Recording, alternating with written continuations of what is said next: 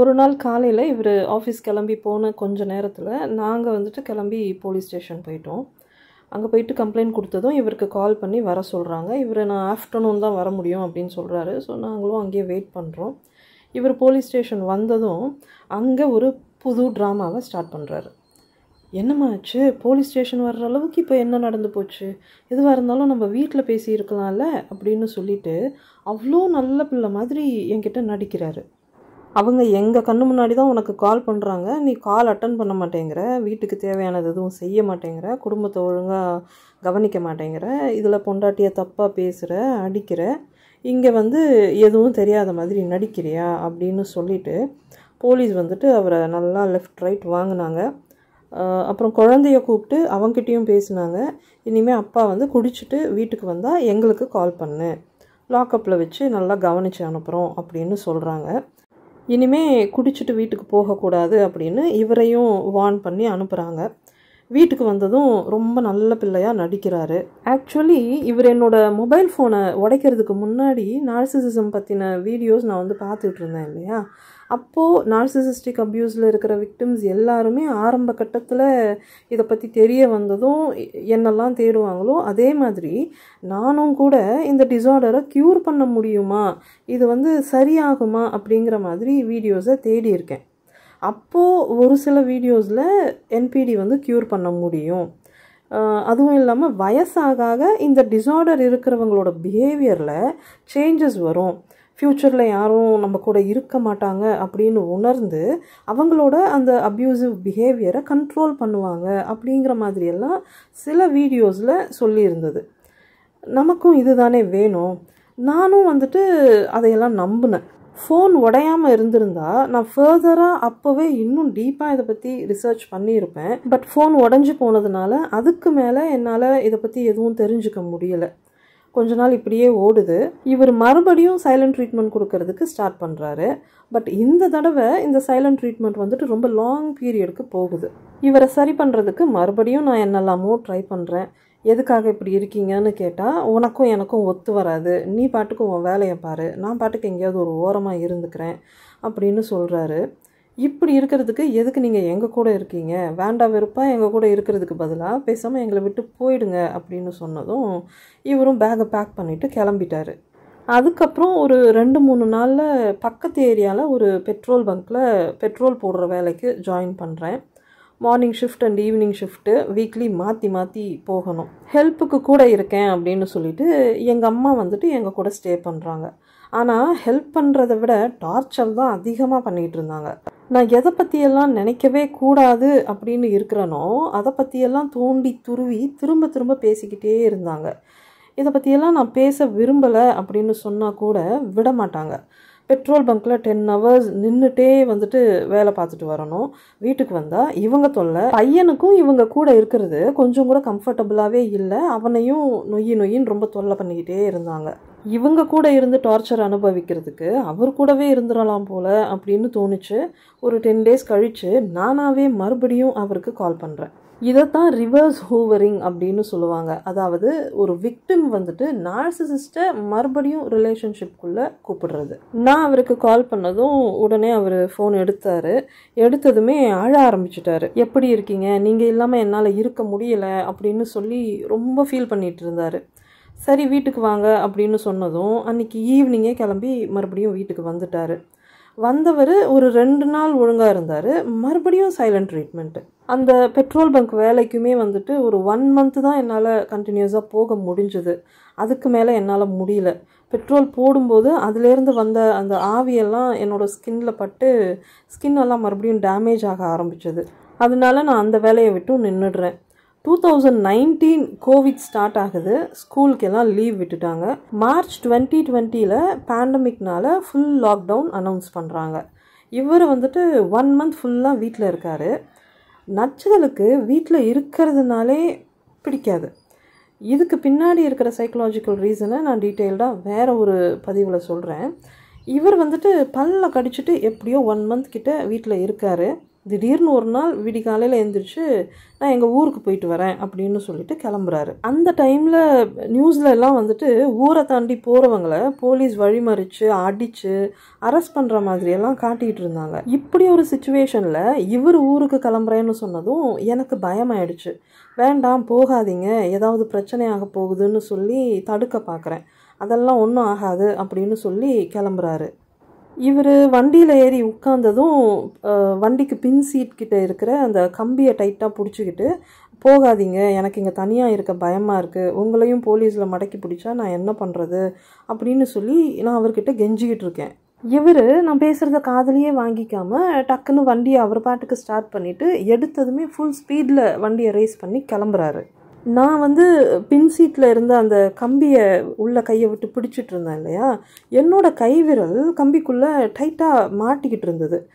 கையில் 2 விரல் மடங்கி வேற இருக்கும் இல்லையா, அதனால் அது உள்ளே இன்னும் நல்லா ஸ்டக் ஆகிட்டு டக்குன்னு என்னால் கையை ரிலீஸ் பண்ணி வெளியே எடுக்க முடியலை. வண்டி போகிற ஸ்பீடுக்கு என்னை வந்துட்டு ஒரு ஃபியூ ஸ்டெப்ஸ் அப்படியே இழுத்துக்கிட்டு போகுது. அந்த வேகத்துக்கு என்னால் ஓட முடியலை. கால் ஸ்கிட்டாகி அதே வேகத்தில் கால் விரலெல்லாம் தரையில் தேய்ச்சிட்டு போகுது. ஃபியூ செகண்ட்ஸில் எப்படியோ கை தன்னால் ரிலீஸ் ஆகி நான் மொத்தமாக அப்படியே புரண்டு கீழே விழுந்து பின்மண்டையில் சரியான அடி. இதெல்லாம் வித்தின் ஃபியூ செகண்ட்ஸ் நடந்து முடியுது. நான் கீழே விழுந்ததும் குழந்தை பதறி போய் அம்மா கீழே விழுந்துட்டாங்க, நில்லு டாடி அப்படின்னு கத்துறான். அவர் காதலையே வாங்கிக்காமல் கிளம்பி போயிட்டாரு. இதெல்லாம் நடக்கும்போது வந்துட்டு டைம் வந்து ஏர்லி மார்னிங் அரௌண்ட் 3:30 இருக்கும். ஸோ தெருவில் ஆள் நடமாட்டமே இல்லை. குழந்த என்னை தூக்கி விட்டு வீட்டுக்குள்ளே கைத்தாங்கலாம் கூட்டிகிட்டு போகிறான். கால் விரலெல்லாம் தோல் வழண்டு போய் ரத்தம் வழிஞ்சிட்டு இருந்தது. பின்மண்டையில் நல்லா அடி வாங்கினதில் வீங்கி போச்சு. இந்த இன்சிடெண்ட் எனக்கு இவர் மேலே இருந்த அந்த ட்ராமா பாண்டில் இருந்து ரிலீஸ் ஆகிறதுக்கான ஒரு ட்ரிகர் பாயிண்ட்டாக இருந்துச்சு. இவருக்கு எங்கள் மேலே துளி அளவுக்கு கூட அன்போ அக்கறையோ இல்லைங்கிறது இந்த இன்சிடெண்ட்டுக்கு அப்புறம் எனக்கு ரொம்ப தெளிவாக புரிஞ்சுது. இவர் ஊருக்கு போயிட்டு ஒரு கால் கூட பண்ணலை, நானும் கால் பண்ணலை. 2 வீக்ஸ் கழித்து அவராகவே கால் பண்ணுறாரு. நான் கால் அட்டன் பண்ணிவிட்டு எதுவும் பேசலை. அடுத்த வாரம் கிளம்பி வரேன் அப்படின்னு சொல்கிறாரு. நான் சரின்னு சொல்லிவிட்டு வேறு எதுவும் பேசாமல் சைலண்ட்டாக இருந்ததும் இவரும் எதுவும் பேசாமல் கால் கட் பண்ணிட்டாரு. லாக்டவுன் முடிஞ்சு ஆஃபீஸ் போகிற அன்னைக்கு காலையில் ரிட்டர்ன் வீட்டுக்கு வராரு. வந்து ரெடி ஆகிட்டு ஆஃபீஸ் கிளம்பிட்டாரு. நான் எனக்கே தெரியாமல் அப்போலேருந்து அந்த கிரே ராக் மெத்தடை ஃபாலோ பண்ண ஆரம்பிச்சிட்டேன். நான் அவர் கூட பேசுகிறத மொத்தமாக நிறுத்திட்டேன். எனக்கு அவர் கூட எங்கேயாவது வண்டியில் போகிறதுக்கு கூட கொஞ்சம் கூட பிடிக்கலை. ட்ராவலிங்க்கு அவரை டிபெண்ட் பண்ணக்கூடாதுன்னு டிசைட் பண்ணி என்கிட்ட இருந்த சேவிங்ஸ் அமௌண்ட்டை வச்சு ஒரு பழைய டிவிஎஸ் வாங்கினேன். ஆனால் வண்டியை பற்றி அவர் எதுவுமே கேட்கல. சொல்ல வேண்டிய பேசிக் மேனர்ஸ்க்காக பையனை விட்டு யார்கிட்ட எவ்வளோக்கு வாங்கினோம் அப்படின்னு சொல்ல சொன்னேன். அதுக்கப்புறம் நாங்கள் 2 பேரும் அவர்கிட்ட இருந்து மொத்தமாக விலக ஆரம்பித்தோம். இவரும் எனக்கு என்ன போச்சு, நீங்கள் பேசாட்டி நிம்மதி அப்படிங்கிற மாதிரி கண்டுக்காமல் அவர் பாட்டுக்கு இருந்தார். இப்படியே ஒரு 3 மந்த்ஸ் போகுது. திடீர்னு ஒரு நாள் அவராக வந்து பேசுகிறாரு.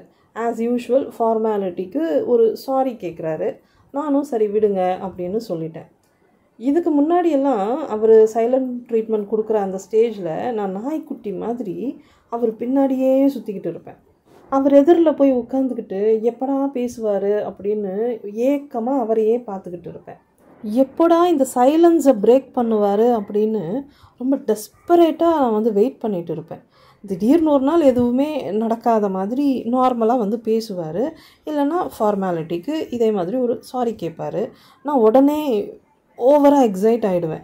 இனிமேல் இப்படி பேசாமல் இருக்காதீங்க, எனக்கு ரொம்ப கஷ்டமாக இருக்குதுன்னு சொல்லி அவரை கட்டி பிடிச்சிட்டு கதறி கதறி அழ ஆரம்பிச்சிருவேன். சரி விடு, நான் எங்கே போகிறேன், எத்தனை நாள் ஆனாலும் நான் உங்ககிட்ட தானே வந்து நிற்க போகிறேன் அப்படிங்கிற மாதிரி சமாதானம் பண்ணுவார். கொஞ்ச நாள் நார்மலாக போகும், மறுபடியும் இந்த சைக்கிள் ரிப்பீட் ஆகும்.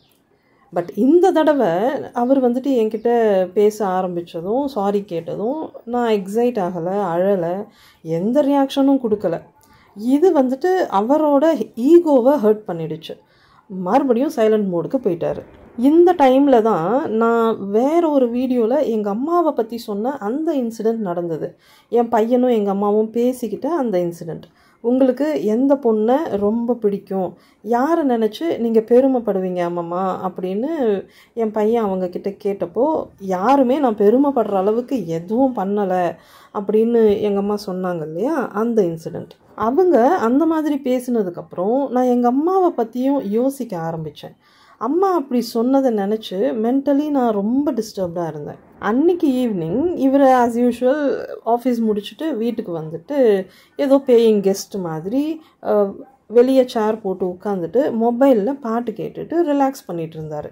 அவரோட இந்த ஆட்டிடியூடை பார்த்ததும் ஆல்ரெடி மென்டலி எங்கள் அம்மாவை பற்றி யோசித்து ரொம்ப நான் டிஸ்டர்ப்டாக இருந்ததுனால இவர் பண்ணுற இதையெல்லாம் பார்த்துட்டு எனக்கு இன்னும் ட்ரிகர் ஆகுது.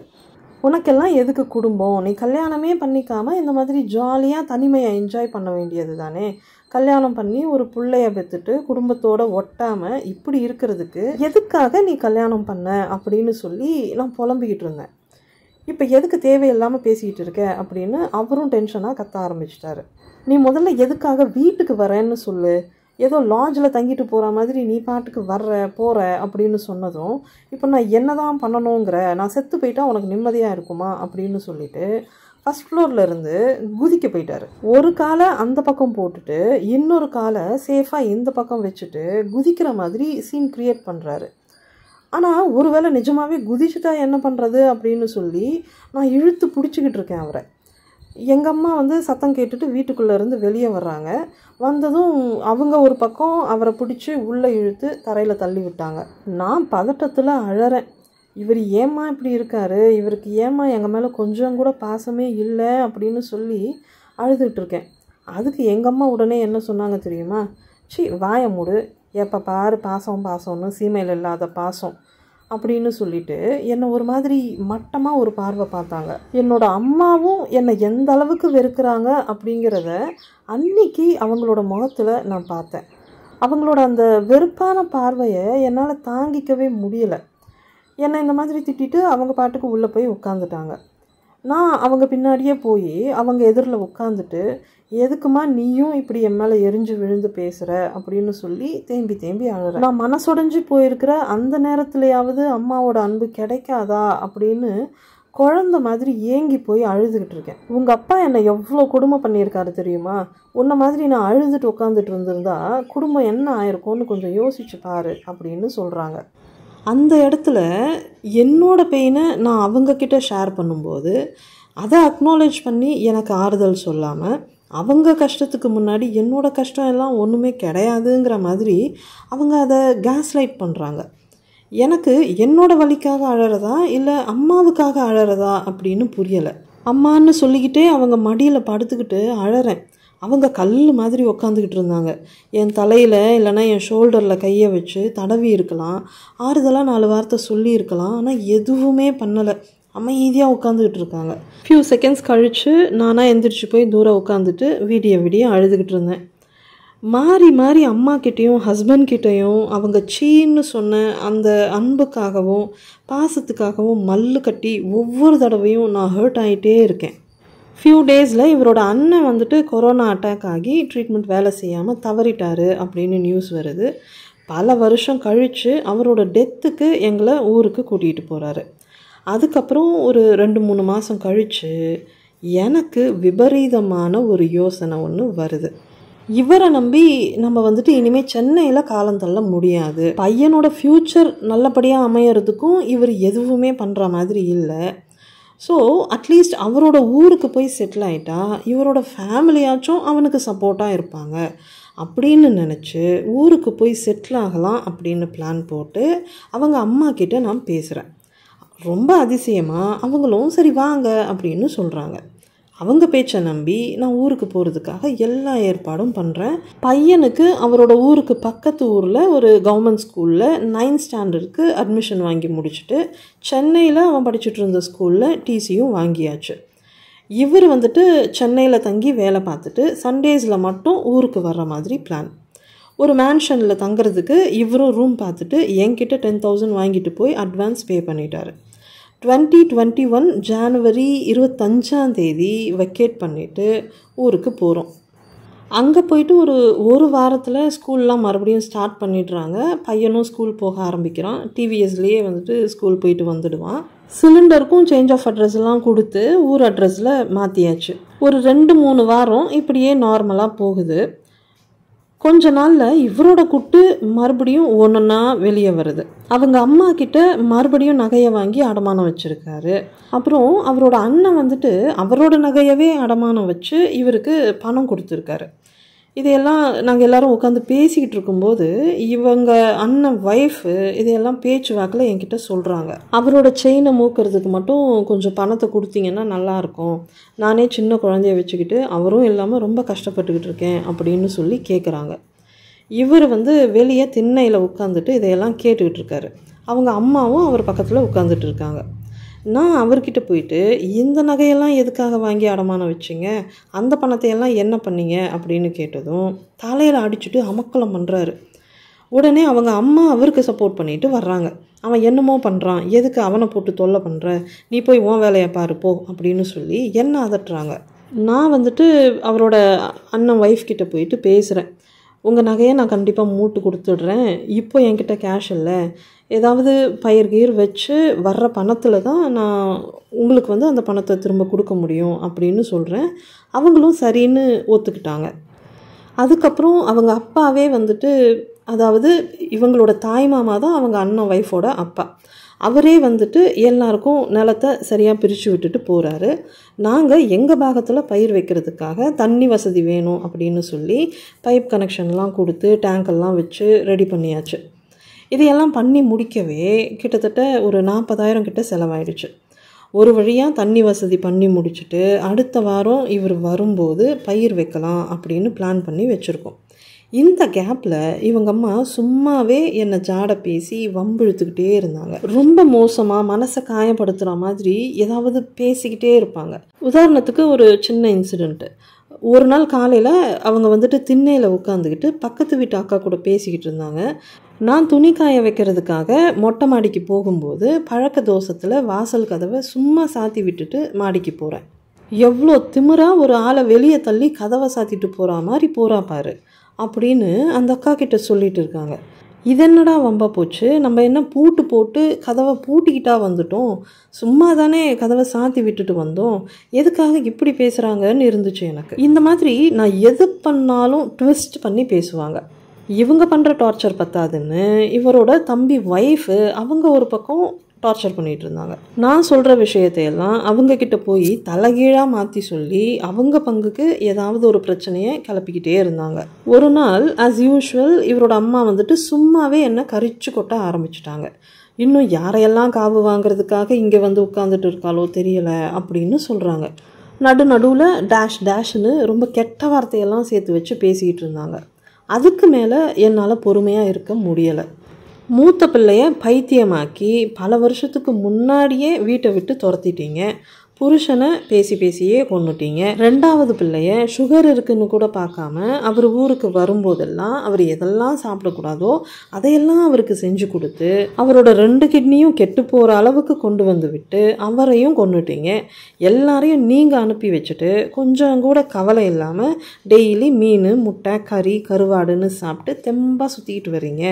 பிள்ளைங்க தப்பு பண்ணும்போது நல்ல புத்தி சொல்லி அவங்கள திருத்துறதுக்கு துப்பு இல்லாமல் வீட்டுக்கு வந்த மருமகளை போட்டு இப்படி டார்ச்சர் பண்ணிட்டு இருக்கீங்க. இப்போதான் எனக்கு புரியுது, உங்கள் பிள்ளைங்க உங்களை பார்த்து தான் இவ்வளோ மோசமாக நடந்துக்கிறாங்க அப்படின்னு சொல்லி நானும் அவங்கள சரியாக பேசி விட்டுட்டேன். உடனே இவங்க அவங்களோட அண்ணனுக்கு கால் பண்ணி கம்ப்ளைண்ட் பண்ணிட்டாங்க. அதாவது இவங்களோட தாய் மாமா இருக்கார் இல்லையா, அவருக்கு கால் பண்ணி கம்ப்ளைண்ட் பண்ணிட்டாங்க. பஞ்சாயத்து பண்ணுறதுக்காக அவரும் அடுத்த சண்டேவே கிளம்பி வந்துட்டார். அவர் வரும்போது கூடவே அவரோட ஒய்ஃபையும் பையனையும் கூட்டிகிட்டு வந்திருந்தார். இவரும் ஊருக்கு சேர்ந்த பிறகு எல்லாரும் உட்காந்து பஞ்சாயத்து பண்ணுறாங்க. இவங்க அண்ணன் ஒய்ஃபோட அம்மா அவங்க பங்குக்கு அவ்வளோ மோசமாக பேசுகிறான். அண்ணன் எப்போ சாவான், தின்ன எப்போ காலியாவோன்னு எல்லாம் காத்துக்கிட்டு இருந்துச்சுங்க. என் மாப்பிள்ளை போய் சேர்ந்ததும் இங்கே உட்காந்துக்கிட்டு நாட்டாமல் பண்ணிகிட்டு இருக்குதுங்க அப்படின்னு சொல்லி நாங்கள் என்னமோ அவங்க பணத்துக்காகவும் சொத்துக்காகவும் தான் அங்கே போய் உட்காந்துக்கிட்டு இருக்கிற மாதிரி அவ்வளோ தரக்குறைவாக பேசுகிறாங்க. அவங்க புள்ள ஒரு பக்கம் குதிச்சுக்கிட்டு வர்றான், அது எப்படி எங்கள் அத்தையை பார்த்து நீங்கள் அப்படியெல்லாம் பேசலாம் அப்படின்னு. அவங்க மட்டும் என்ன கெட்ட வார்த்தையில் அவ்வளோ பேச்சு பேசுகிறாங்க, அதையெல்லாம் நீங்கள் அவங்கள கேட்க மாட்டிங்களா அப்படின்னு நான் கேட்டால், வயசானவங்க அவங்க 1000 பேசுவாங்க, அதுக்கு சரிக்கு சமமாக நீ வந்து உன் வாய்க்கு வந்ததெல்லாம் பேசுவியா அப்படின்னு நான் பண்ணது தான் தப்பு அப்படிங்கிற மாதிரி என்னையே கார்னர் பண்ணிகிட்டு இருக்காங்க. இவரோட தம்பி அவர் பங்குக்கு இன்னொரு பிரச்சனையை கிளப்பி விடுறாரு. இவங்களுக்கெல்லாம் நீ முதல்ல நம்ம வீட்டில் இடம் கொடுத்ததே தப்பு, எல்லாம் ஒன்னால தான் அப்படின்னு சொல்லி அவங்க அம்மாவை இன்னும் ஏற்றி விடுறாரு. என்னடா இப்படி பேசிக்கிட்டு இருக்கேன், அப்போன்னா இந்த வீட்டில் எனக்கு உரிமை இல்லையா, உன்ன மாதிரி நானும் இந்த வீட்டில் பிறந்த பிள்ளை தானே அப்படின்னு சொல்லி தம்பிக்கிட்ட இவர் கேட்குறாரு. நீ இதெல்லாம் என்கிட்ட பேசாதப்பா, முதல்ல அம்மாவோட நகை அண்ணனோட நகையெல்லாம் மூட்டு கொடுத்துட்டு அப்புறம் நீ பயிர் வச்சுக்க, அது வரைக்கும் நிலத்தில் நீ கை வைக்கக்கூடாது அப்படின்னு சொல்லி பிரச்சனை பண்ணுறாரு. உங்ககிட்ட முன்கூட்டியே கேட்டுட்டு தானே நான் இவ்வளோ செலவு பண்ணியிருக்கேன், இவரோட சம்பளத்தில் எங்களால் இப்போதைக்கு இந்த கடனை எல்லாம் அடைக்க முடியாது, பயிர் வச்சு வர்ற வருமானத்தில் தான் நான் இந்த கடனை எல்லாம் அடைக்க முடியும் அப்படின்னு உங்ககிட்ட சொல்லும்போது சரின்னு சொல்லிட்டு நான் இவ்வளோ செலவு பண்ணி எல்லாத்தையும் செஞ்சு வச்சுருக்கும்போது இப்போது இந்த மாதிரி மாற்றி பேசுனா எப்படி அப்படின்னு கேட்டால், அதெல்லாம் எனக்கு தெரியாது, கடனை தீர்த்துட்டு பேசுங்க அப்படின்னு சொல்லிட்டாரு. ஒட்டுமொத்த குடும்பமே டாக்ஸிக்காக இருக்குது.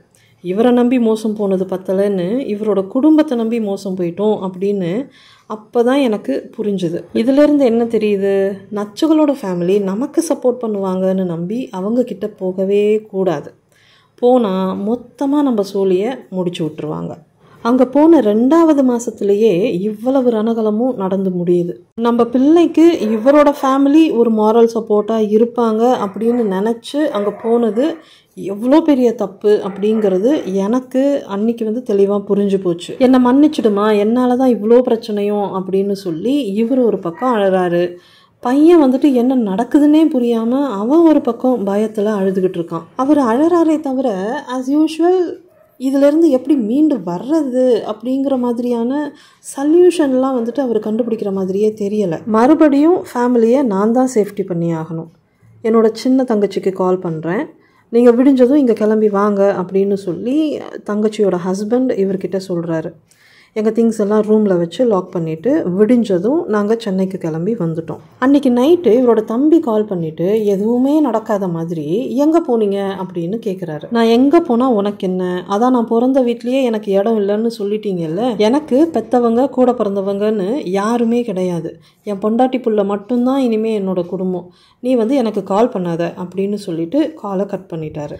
ஊரில் நடந்த பிரச்சனையினால இவர் நிஜமாவே புத்தி வந்து திருந்திட்டாரு போல அப்படின்னு நினச்சேன். இவர் பேசுகிறத கேட்கவே சந்தோஷமாக இருந்துச்சு. இவரோட அண்ணன்கிட்ட இருந்து வாங்கின கடனை திருப்பி கொடுக்கறதுக்காக தங்கச்சியோட ஹஸ்பண்ட் வந்து அவருக்கு தெரிஞ்ச இடத்துல இருந்து கடன் வாங்கி கொடுக்குறாரு. அந்த பணத்தை அவரோட அண்ணன் ஒய்ஃபோட அக்கௌண்ட்டுக்கு ட்ரான்ஸ்ஃபர் பண்ணி ஒரு வழியாக அந்த கடனை செட்டில் பண்ணி முடிச்சாச்சு. தங்கச்சி வீட்டிலையே தங்கி இருந்து ஒரு வாரத்தில் வீடும் பார்த்து அட்வான்ஸும் கொடுத்துட்டோம். அந்த வீடு பார்க்க போகும்போது தான் இன்னொரு வீடியோவில் நான் சொன்ன அந்த அதிசயம் நடந்துச்சு. பொட்டு வைக்கலையா அப்படின்னு இவர் என்னை பார்த்து கேட்டாருன்னு சொன்னேன்ல, அந்த அதிசயம். அவர் என்னோடய முகத்தை பார்த்து அப்படி கேட்டதும் எனக்கு அப்படி ஒரு சந்தோஷம். நார்மலாக ஒரு ஹஸ்பண்ட் ஒய்ஃப் கிட்ட பொட்டு வைக்கலையான்னு கேட்டால் ஓ மறந்துட்டேன் போல அப்படின்னு சொல்லி ஒய்ஃப் வந்துட்டு போய் பொட்டு வச்சுட்டு வருவாங்க, அவ்வளோதான். ஆனால் நமக்கு அந்த அளவுக்கு அவங்க பார்வை நம்ம மேலே படாதா அப்படிங்கிற அந்த ஒரு ஏக்கமும் தவிப்பும் உள்ளுக்குள்ளே இருக்கிறதுனால அவங்க நம்ம முகத்தை பார்த்து சொல்கிற அந்த சின்ன விஷயம் கூட நம்மளை கவனிச்சிட்டாங்க அப்படின்னு சொல்லி அவ்வளோ ஒரு பேரானந்தத்தை கொடுக்குது. இந்த மாதிரி விக்டிம்ஸை மேனிப்புலேட் பண்ணுறதுக்காக நச்சுகள் பண்ணுற சின்ன சின்ன விஷயங்களை தான் பிரெட் க்ரம்ஸ் அப்படின்னு சொல்லுவாங்க. இங்கே அவசரத்துக்கு ஒரு வீடை பார்த்து முடிச்சு அதுக்கப்புறம் என்னோடய நகையை அடமானம் வச்சு அந்த வீட்டுக்கு ஒரு 25,000 அட்வான்ஸ் கொடுத்துட்டு ஊருக்கு போயிட்டு அங்கே சிலிண்டரை எல்லாம் சரண்டர் பண்ணிவிட்டு பையனோட ஸ்கூலுக்கு போயிட்டு அங்கேயும் இன்ஃபார்ம் பண்ணிவிட்டு அன்றைக்கி நைட்டு திங்ஸ் எல்லாம் பேக் பண்ணி வச்சுட்டோம். மறுநாள் காலையில் தங்கச்சியோட ஹஸ்பண்ட் வந்து அவருக்கு தெரிஞ்சவங்க கிட்ட சொல்லி ஒரு டெம்போ அனுப்பி விட்டார். அந்த வண்டியில் திங்ஸ் எல்லாம் எடுத்துக்கிட்டு மறுபடியும் சென்னைக்கு வந்து சேர்ந்தாச்சு.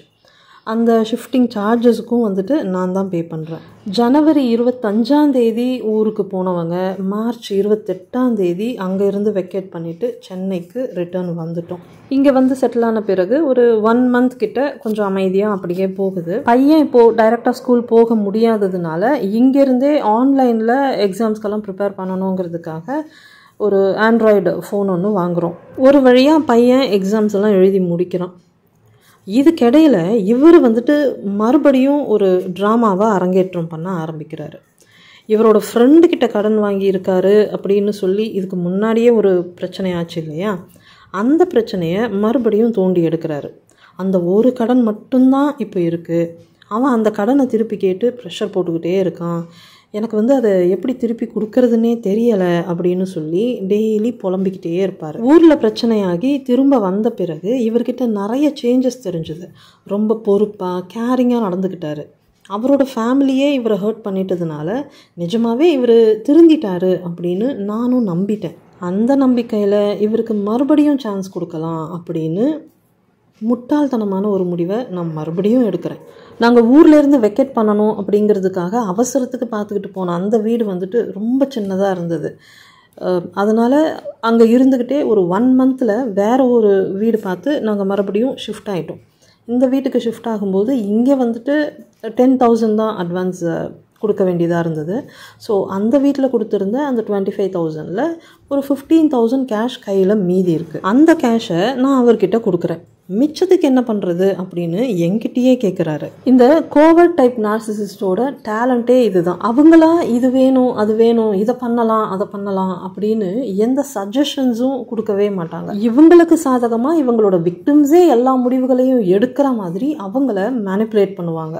அதே மாதிரி இவங்க செய்கிற அந்த தப்புகளை எல்லாம் மன்னிச்சு விக்டிம்ஸே வந்துட்டு மனசு இறங்கி இவங்களுக்கு இன்னொரு சான்ஸ் கொடுக்குற அளவுக்கு இவங்க வந்துட்டு அந்த ஒரு ஃபால்ஸ் ஹோப்பை விக்டிமோட மனசில் விதைப்பாங்க. பல வருஷமாக எனக்கே தெரியாமல் நானும் இந்த ஒரு பேட்டர்னுக்கு வந்துட்டு பழகி போய் அதையே தொடர்ந்து பண்ணிக்கிட்டே இருக்கேன். இப்போவும் எனக்கே தெரியாமல் நான் அந்த தப்பை ரிப்பீட் பண்ணிகிட்டு இருக்கேன். மிச்ச காசுக்கு என்ன பண்ணுறது அப்படின்னு அவர் என்கிட்ட கேட்கும்போது, என்கிட்ட ஒரு 4 கிராம் கோல்டு காயின் இருக்குது, ஆனால் அதை அடமானம் வச்சா கூட அவ்வளோ கேஷ் கிடைக்காதே அப்படின்னு சொல்கிறேன். அவங்கிட்ட அந்த காயினை அப்படியே கொடுத்துட்டு மிச்ச கடனுக்கு நம்ம வந்து செட்டில் பண்ணிடலாம் அப்படின்னு சொல்கிறாரு. நான் வந்து அவன்கிட்ட பேசிக்கிறேன் அப்படின்னு சொல்லிட்டு என் முன்னாடியே அந்த ஃப்ரெண்டுக்கு கால் பண்ணி பேசுகிறாரு. இதை பாருப்பா, என்கிட்ட 15,000 கேஷும் 4 கிராமில் கோல்டு காயினும் இருக்குது.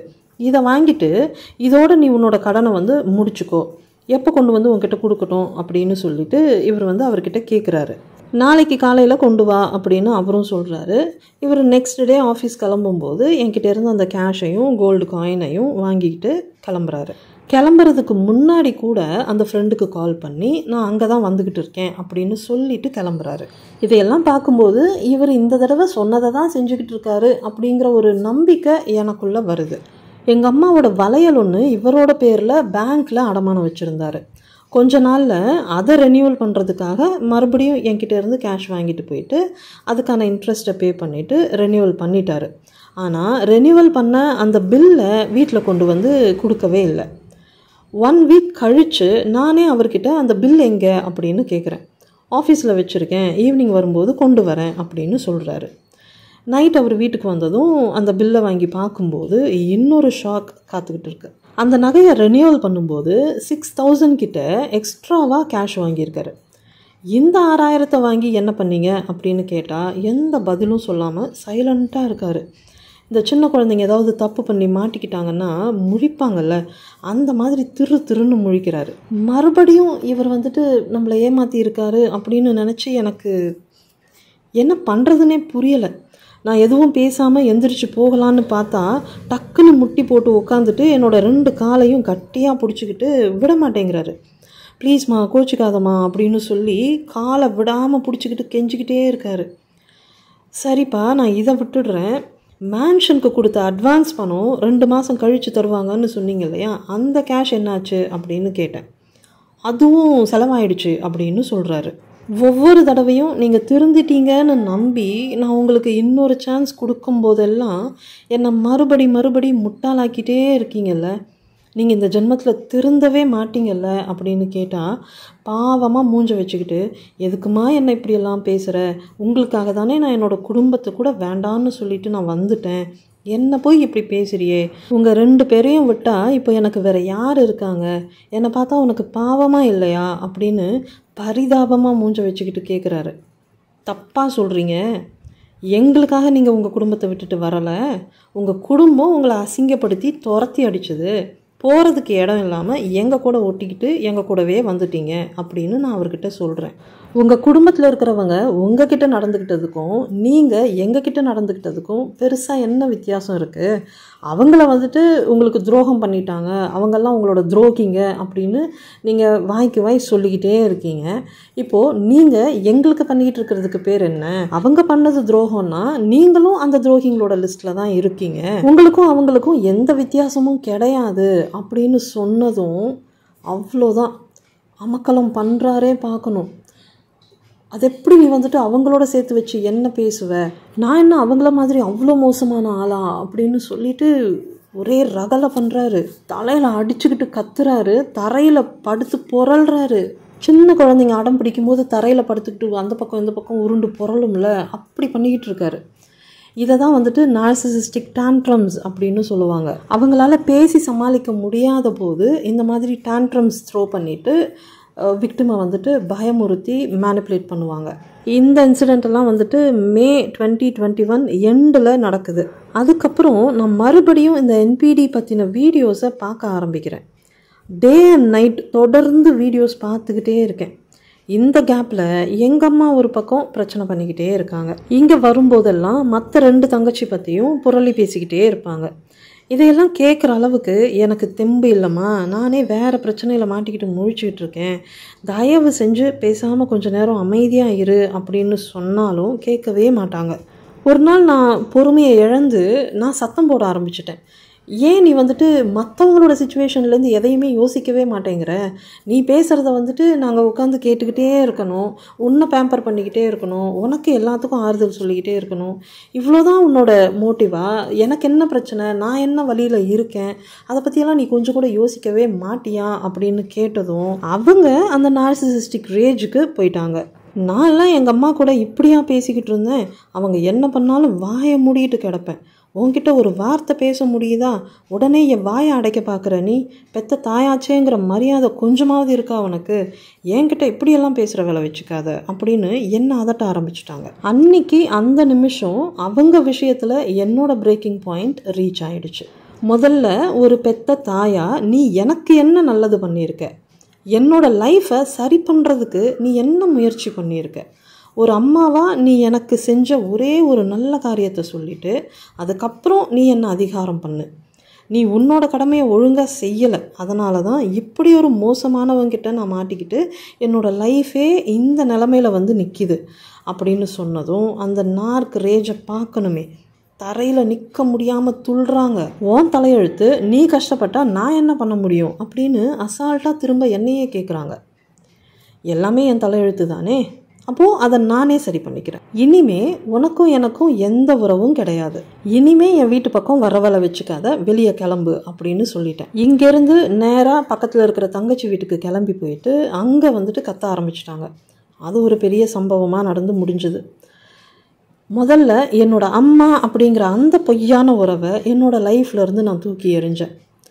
கொஞ்ச நாளில் பையனுக்கு உடம்பு சரியில்லாமல் போகுது. திடீர்னு அவனோட கை காலெல்லாம் ஐஸ் மாதிரி ஆகிடும், கையிலையும் பாதத்துலையும் தோலெல்லாம் ட்ரை ஆகிட்டு ரொம்ப கஷ்டப்பட்டுக்கிட்டு இருந்தான். ஒரு பெரிய போராட்டத்துக்கு பிறகு இவர் பையனை டாக்டர்கிட்ட கூட்டிகிட்டு போகிறாரு. பையனுக்கு ஆங்ஸைட்டி இருக்குது, அவனை கொஞ்சம் நல்லபடியாக பார்த்துக்கோங்க அப்படின்னு சொல்லிட்டு டாக்டர் மெடிசன் எல்லாம் கொடுக்குறாரு. கடைசியில் குழந்தைக்கும் ஆங்ஸைட்டி வந்துடுச்சு அப்படின்னு தெரிஞ்சதும் நான் இன்னும் நொறுங்கி போகிறேன். அந்த ஒரு தடவை ஹாஸ்பிட்டல் கூட்டிகிட்டு போனதோடு சரி, அதுக்கப்புறம் இவர் மறுபடியும் ஒரு வார்த்தை கூட பையன்கிட்ட உடம்பு இப்போ எப்படி இருக்குது அப்படின்னு விசாரிக்கிறதும் இல்லை, மறுபடியும் டாக்டர்கிட்ட போகலாமா அப்படின்னு அதை பற்றி பேசுகிறதும் இல்லை. ஆனால் டாக்டர் ஃபஸ்ட் டைம் கொடுத்த அந்த மருந்துக்கே வந்துட்டு இவனுக்கு உடம்பு கொஞ்சம் சரியான மாதிரி இருந்துச்சு. அதுக்கு மேலே மறுபடியும் டாக்டர்கிட்ட போகிறதுக்காக இவர்கிட்ட மல்லு கட்ட முடியாமல் நானும் அதோட விட்டுட்டேன். என்கிட்ட மிச்சம் மீதி இருந்த அந்த சேவிங்ஸையும் கொள்ளையடிக்கிற வரைக்கும் நல்லவர் மாதிரி நடிச்சுட்டு மறுபடியும் சைலண்ட் ட்ரீட்மெண்ட், ஸ்டோன் வாலிங், டீவேல்யூவேஷன்னு அதே சைக்கிள் ரிப்பீட் ஆகுது. இந்த தடவை அது இன்னும் மோசமாக நடக்குது. எல்லா வருஷமும் ஜூனில் இவருக்கு வந்துட்டு சேலரி இன்க்ரிமெண்ட் போடுவாங்க. இந்த தடவை எவ்வளோ இன்க்ரிமெண்ட் வந்திருக்கு அப்படின்னு கூட இவர் என்கிட்ட சொல்லவே இல்லை. நானாக இவர்கிட்ட கேட்டாலும் அந்த ஸ்டோன் வாலிங்கை வந்துட்டு அப்படியே மெயின்டைன் பண்ணிக்கிட்டே இருந்தார். நீங்களாக சொல்லிட்டா உங்களுக்கு நல்லது, அப்படி இல்லைன்னா உங்கள் மேனேஜர்கிட்ட கால் பண்ணி நான் கேட்டுக்கிறேன் அப்படின்னு மிரட்டினதுக்கப்புறம் இன்க்ரிமெண்ட் லெட்டரோட சாஃப்ட் காப்பியை எனக்கு மெயில் பண்ணுறாரு. பார்த்தா 3000 இன்க்ரிமெண்ட் போட்டிருக்காங்க. எனக்கு இதெல்லாம் ரொம்ப வெறுத்து போச்சு. என்னை கொஞ்சம் கொஞ்சமாக இவர் வந்துட்டு அந்த ஒரு எட்ஜுக்கு புஷ் பண்ணிக்கிட்டே இருக்கார். இந்த டைமில் தான் நம்மளை மாதிரி எவ்வளோ பேர் இந்த நச்சு உறவுகளை பற்றி ஒரு அவேர்னஸ் இல்லாமல் கஷ்டப்பட்டுக்கிட்டு இருப்பாங்கல்ல அப்படின்னு தோணுச்சு. ஸோ இந்த டிஸார்டரை பற்றின அவேர்னஸை நம்மளால் முடிஞ்ச வரைக்கும் நம்ம சொசைட்டியில் நம்ம ஸ்ப்ரெட் பண்ணணும் அப்படின்னு யோசித்து நான் நம்மளோட இந்த தி எம்பாத்ஸ் ஜங்ஷன் அப்படிங்கிற யூடியூப் சேனலை ஸ்டார்ட் பண்ணி வீடியோஸ் போட ஆரம்பித்தேன். இவர் வீட்டில் இல்லாத நேரத்தில் நான் மேனேஜ் பண்ணி வீடியோஸ் போட்டுக்கிட்டு இருந்தேன். ஜூலை எண்டில் நான் இவர்கிட்ட சொல்கிறேன், உன் கூட இருக்கிறது எனக்கு ரொம்ப பெயின்ஃபுல்லாக இருக்குது, இதுக்கு மேலே உன்னோட டார்ச்சரை என்னால் சகிச்சிக்க முடியாது, நீ பேசாமல் ஏதாவது மேன்ஷனில் போய் ஸ்டே பண்ணிக்கோ, எங்கள் 2 பேரோட செலவுக்கு ஒரு 10,000 மட்டும் கொடுத்துட்டா போதும், நீயும் நிம்மதியாக இருக்கலாம், நாங்களும் நிம்மதியாக இருந்துப்போம், வேணும்னா நீ உனக்கேற்ற பொண்ணாக பார்த்து வேறு கல்யாணம் கூட பண்ணிக்கோ, நான் எங்கே வேணாலும் உனக்கு சைன் போட்டு கொடுத்துடுறேன், தயவு செஞ்சு எங்களை விட்டுட்டு போயிடு அப்படின்னு சொல்கிறேன். ஆனால் இதையெல்லாம் இவர் காதில் வாங்கின மாதிரி கூட தெரியலை. இவர்கிட்டேருந்து எந்த ரெஸ்பான்ஸும் இல்லை. அவர் பாட்டுக்கு எப்பவும் போல் கேஷுவலாக வீட்டுக்கு வர்றதும் போகிறதுமா இருக்கார். ஃபைனலி அந்த நாள் வருது, செப்டம்பர் 16, 2021. அன்றைக்கி மார்னிங் இவர் ஆஃபீஸ் கிளம்பி போனதும் எனக்கு சடனாக ஒரு டவுட் வருது. இவர் நிஜமாகவே அந்த கோல்டு காயினை அவரோட ஃப்ரெண்டுக்கிட்ட கொடுத்துருப்பாரா அப்படின்னு. ஸோ நான் அந்த ஃப்ரெண்டுக்கு டைரெக்டாக கால் பண்ணி அவர்கிட்டயே இதை பற்றி கேட்குறேன். கேஷ் மட்டும்தான் ஒரு 10,000 என்கிட்ட கொடுத்தான், கோல்டு காயின்லாம் எதுவும் கொடுக்கல அப்படின்னு அவர் சொல்கிறாரு. நான் உடனே இவருக்கு கால் பண்ணி கேட்குறேன், உங்கள் ஃப்ரெண்டுக்கிட்ட இப்போ தான் பேசினேன், நீங்கள் கோல்டு காயின்லாம் எதுவும் கொடுக்கல அப்படின்னு அவர் சொல்கிறாரு, அப்போ அந்த கோல்டு காயினை நீங்கள் என்ன பண்ணீங்க அப்படின்னு கேட்குறேன். நான் அவன்கிட்ட அந்த கோல்டு காயினை கொடுத்துட்டேன், எதுக்கு அவன் அப்படி சொல்கிறான்னு எனக்கு தெரியாது அப்படின்னு சொல்கிறாரு. நான் இத்தனை வருஷத்தில் இவர் எவ்வளோ தப்பு பண்ணாலும் அவரோட ஃபோனு, பர்ஸு, பேக்குன்னு எதையுமே செக் பண்ணது கிடையாது.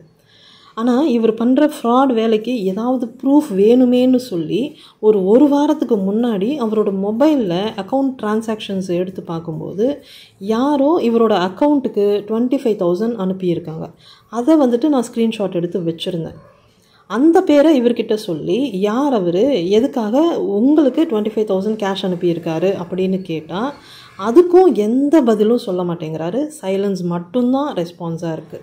எவ்வளோ கேள்வி கேட்டாலும் எந்த கேள்விக்கும் பதில் சொல்லாமல் அமைதியாகவே இருக்கார். சரி, இவர் வீட்டுக்கு வந்ததும் பேசிக்கலாம் அப்படின்னு நினச்சி நான் காலை கட் பண்ணிட்டேன். அன்றைக்கி ஈவினிங் இவர் கொஞ்சம் பிஃபோராகவே வீட்டுக்கு வந்துட்டார். வந்தவரை உட்கார வச்சு பொறுமையாக எப்படி கேட்டாலும் வாயே திறக்காமல் அமைதியாக கல் மாதிரி உட்காந்துக்கிட்டு இருக்காரு. முடிஞ்சால் என்கிட்ட இருந்து நீ பதிலை வாங்கிட்டு பார்ப்போம் அப்படிங்கிற மாதிரி அவ்வளோ ஒரு அழுத்தமான ஆட்டிடியூடோடு உட்காந்துக்கிட்டு இருக்காரு. இந்த மாதிரி நார்சிசிஸ்டிக் ரிலேஷன்ஷிப்பில் நச்சுகள் வந்துட்டு மேக்ஸிமம் விக்டிம்ஸை அவங்களா விட்டுட்டு போகவே மாட்டாங்க. விக்டிமால் இனிமேல் இவங்களுக்கு எந்த பிரயோஜனமும் இல்லை அப்படின்னு ஆன பிறகு விக்டிமே இவங்களை விட்டுட்டு போகிற மாதிரியான நெருக்கடியை இவங்க வந்து உருவாக்குவாங்க. இதை தான் ரிவர்சல் டிஸ்கார்ட் அப்படின்னு சொல்லுவாங்க. அதாவது விக்டிம்ஸ் பொறுமையை இழந்து ஒரு கட்டத்தில் நார்சிசிஸ்ட்டை வெளியே துரத்துவாங்க. இனிமே என்கிட்ட எதுவும் தேராது அப்படின்னு ஆன பிறகு இந்த ரிவர்சல் டிஸ்கார்டுக்கான பிளானை இவர் எக்ஸிக்யூட் பண்ண ஆரம்பிச்சிருக்காரு. அந்த ப்ராசஸ் தான் அன்னைக்கு அரங்கேறிட்டு இருந்தது. இவரோட அந்த சைலன்ஸையும் பாசிவ் அக்ரெஷனையும் பார்க்க கொஞ்சம் கொஞ்சமாக நான் அக்ரெசிவ் ஆகிட்டே இருந்தேன். உன்னோட ஃப்ரெண்டுக்கு கால் பண்ணி ஸ்பீக்கரில் போட்டு கேளு, நான் கொடுத்த கோல்டு காயினை கொடுக்கலன்னு எதுக்குடா சொல்கிற அப்படின்னு அவங்ககிட்ட கேளு அப்படின்னு சொன்னால் பண்ண மாட்டேங்கிறாரு. சரின்னு என்னோடய ஃபோன்லேருந்து நானே கால் பண்ணி ஸ்பீக்கரில் போட்டு பேசு அப்படின்னு சொன்னாலும் பேச மாட்டேங்கிறாரு. நான் அவர் முன்னாடியே அவரோட ஃப்ரெண்டுக்கிட்ட ஸ்பீக்கரில் பேசுகிறேன். அவர் இங்கே தான் உட்காந்துக்கிட்டு இருக்காரு. உங்ககிட்ட கோல்டு காயின் 2ஐயும் கொடுத்தேன்னு சொல்கிறாரு. ஆனால் நீங்கள் கொடுக்கலன்னு சொல்கிறீங்க. அப்போ நீங்கள் தான் போய் சொல்கிறீங்களா அப்படின்னு நான் கேட்குறேன். நான் எதுக்குங்க போய் சொல்ல போகிறேன், அவன் எந்த காயினும் என்கிட்ட கொடுக்கல அப்படின்னு தெளிவாக தீர்த்து சொல்கிறாரு. இவர் அதையும் கேட்டுட்டு சைலண்ட்டாகவே உட்காந்துக்கிட்டு இருக்காரு. சரி, எனக்கு இது எதுக்குமே பதில் தெரிய வேண்டாம். அதான் என்கிட்ட இருந்த மொத்தத்தையும் சுரண்டியாச்சுல்ல, இன்னும் என்கிட்ட என்ன இருக்குன்னு நீ என்கிட்ட வந்துக்கிட்டு இருக்க. ஒருவேளை இந்த 4 கிராம் தாலிக்காக தான் இன்னும் வெயிட் பண்ணிகிட்ருக்கியா? சரி, இதையும் எடுத்துக்கிட்டு போ அப்படின்னு சொல்லி தாலியை கழட்டி அவர் மேலே வீசி எறிகிறேன். அதுக்கும் அசையாமல் உட்காந்துக்கிட்டு இருக்காரு. பையன் முன்னாடியே இவ்வளவும் நடந்துக்கிட்டு இருக்கு. ஒரு கட்டத்தில் அவனும் டென்ஷன் ஆகிட்டான். அம்மா இவ்வளோ தூரம் கேட்குறாங்கல்ல டாடி, ஏதாவது பதில் சொல்ல, எதுக்கு அவங்கள இப்படி கஷ்டப்படுத்துகிற அப்படின்னு கேட்குறான். இவர் உடனே கழுத்தை நீட்டிக்கிட்டு அவன்கிட்ட போகிறாரு. நீ வேணா என் கழுத்தை நெரிச்சு கொல்லு அப்படிங்கிற மாதிரி சைகையாலேயே அவனை ட்ரிகர் பண்ணுறாரு. இவர் ஒரு சின்ன பையன்கிட்ட அப்படி பிஹேவ் பண்ணுறதை பார்த்ததும் அவ்வளோதான், ஃபைனலி நான் மிருகமாக மாறிட்டேன். இத்தனை வருஷமாக நான் அனுபவித்த அப்யூஸை வித்தின் அ ஃபியூ மினிட்ஸ் நான் திருப்பி கொடுக்க ஆரம்பித்தேன். என்னோட அந்த சேஞ்ச் ஓவரை அவரும் அன்றைக்கி எதிர்பார்த்துருக்க மாட்டார். ஆஸ் யூஷுவலாக நீ வீட்டை விட்டு போ அப்படிங்கிற மாதிரி நான் சும்மா ஏதாவது ரகலை பண்ணுவேன் அப்படின்னு தான் எதிர்பார்த்துருப்பார். பட் நான் இப்படியெல்லாம் பிஹேவ் பண்ணதும் அவர் அன்றைக்கி ஃப்ரீஸ் மோடுக்கு போயிட்டார். ரொம்ப ஷார்ட்டாக சொல்லணுன்னா, அன்றைக்கி ஒரு சூர சம்ஹாரமே நடந்திருக்க வேண்டியது. நான் வந்துட்டு கொஞ்ச நேரம் அம்பியாகவும் கொஞ்ச நேரம் அந்நியனாகவும் மாறி மாறி பிஹேவ் பண்ணிகிட்டு இருந்தேன். நான் மிருகமாக மாறும்போதெல்லாம் என்ன நானே கண்ட்ரோல் பண்ணவும் சப்கான்ஷியஸாக ட்ரை பண்ணிக்கிட்டே இருக்கேன். என்னையும் தாண்டி ஏதாவது நடந்துடுமோ அப்படின்னு எனக்கே பயமாக இருந்துச்சு. ஸோ என்னோடய சின்ன தங்கச்சிக்கு கால் பண்ணிவிட்டு உடனே கிளம்பி வா அப்படின்னு நான் அவகிட்ட சொல்கிறேன். அவள் வரும்போது அவளோட மாமியாரும் கூட வந்துட்டாங்க. அவங்க 2 பேரும் இங்கே வந்த பிறகு இவர்கிட்ட அவங்களும் பேசுகிறாங்க. என்னாச்சு, ஏதாவது வாயை திறந்து பேசுங்க அப்படின்னு. அப்போவும் இவர் வாயை திறக்காமல் கல் மாதிரி உட்காந்துக்கிட்டே இருக்கார். கொஞ்ச நேரம் கழித்து தங்கச்சியோட ஹஸ்பண்டும் ஆஃபீஸை விட்டு வரும்போது ஸ்ட்ரெயிட்டாக எங்கள் வீட்டுக்கு வந்துட்டார். அவர் வந்ததும் சின்ன குழந்தை மாதிரி அழுதுகிட்டே என்னை அடிக்கிறாங்க அப்படின்னு சொல்லிட்டு அவர்கிட்ட இவர் போகிறாரு. அவருக்கு இவரை பற்றி நல்லாவே தெரியும். சரி இருங்க பேசலாம் அப்படின்னு சொல்லிட்டு, என்ன தாங்க ஆச்சு, இப்போ என்ன பண்ணணுங்கிறீங்க அப்படின்னு தங்கச்சியோட ஹஸ்பண்ட் என்கிட்ட கேட்குறாரு. நாங்கள் இனிமேல் இவர் கூட இருக்க தயாராக இல்லை, இவரே எங்களை விட்டுட்டு போக சொல்லுங்கள் அப்படின்னு சொல்கிறேன். உங்கள் உடம்பு இருக்கிற நிலைமைக்கு நீங்கள் எப்படி வேலைக்கு போக முடியும், எப்படி சமாளிப்பீங்க? என்னோடய வருமானத்தில் என்னாலையும் எந்த ஹெல்ப்பும் உங்களுக்கு பண்ணவும் முடியாது, அது உங்களுக்கே நல்லா தெரியும். பையனோட படிப்பு முடிகிற வரைக்குமாவது கொஞ்சம் பொறுமையாக இருக்கலாம்ல, எதுவாக இருந்தாலும் பொறுமையாக யோசித்து முடிவு பண்ணுங்க அப்படின்னு மறுபடியும் என்ன சமாதானம் படுத்துகிறாங்க. இனிமேல் அவரோட எங்களால் இருக்க முடியாது, நாங்கள் எப்படியோ எங்கள் லைஃப்பை பார்த்துக்கிறோம், வாழ முடியலைன்னா காலமே எங்களுக்கு ஒரு முடிவை சொல்லட்டும், அவரை உடனே இன்றைக்கே வீட்டை விட்டு கிளம்ப சொல்லுங்கள் அப்படின்னு நான் அடம் பிடிக்கிறேன். நீ என்னடா சொல்கிற அப்படின்னு பையன்கிட்டையும் கேட்குறாங்க. நானும் பையன்கிட்ட கேட்குறேன், ஒருவேளை நீ படித்து முடிக்கிற வரைக்கும் இன்னொரு 5 வருஷம் இவர் கூட நம்ம இருக்கலாம் அப்படின்னா சொல்லு, நம்ம அட்ஜஸ்ட் பண்ணிக்கலாம் அப்படின்னு நான் அவன்கிட்ட கேட்குறேன். ஆனால் அன்னைக்கு அந்த நிமிஷம் என்னோட குழந்தை அப்படி ஒரு முடிவை எடுப்பான்னு நானே எதிர்பார்க்கல. என்னோடய படிப்பு கெட்டாலும் பரவாயில்ல, நான் வேலைக்கு போகவும் ரெடியாக இருக்கேன், ஆனால் எங்களால் இனிமேல் டேடி கூட இருக்க முடியாது அப்படின்னு சொல்லிட்டான். இவ்வளோ பெரிய முடிவை நீங்கள் 2 பேரும் இப்போ எடுத்திருக்கீங்க, பட் இதுக்கப்புறம் வர கஷ்ட நஷ்டத்தையெல்லாம் நீங்கள் தான் தாங்கி ஆகணும் அப்படின்னு தங்கச்சியோட ஹஸ்பண்டும் எங்களுக்கு வார்ன் பண்ணுறாரு. பரவாயில்ல, நாங்கள் எல்லாத்துக்கும் தயாராக இருக்கோம் அப்படின்னு நாங்கள் 2 பேருமே தீர்த்து சொல்லிட்டோம். அதுக்கப்புறம் வேறு வழி இல்லாமல் தங்கச்சியோட ஹஸ்பண்ட் அவர்கிட்ட பேசி வீட்டை விட்டு போக சொல்லிட்டாரு. அவரும் சரி நான் போயிடுறேன் அப்படின்னு ஒத்துக்கிறாரு. இதெல்லாம் நடந்து முடியறதுக்குள்ளே லேட் நைட் ஆகிடுச்சு. இவர் பயந்துக்கிட்டு அன்றைக்கி நைட்டு எங்கள் கூட ஸ்டே பண்ணலை.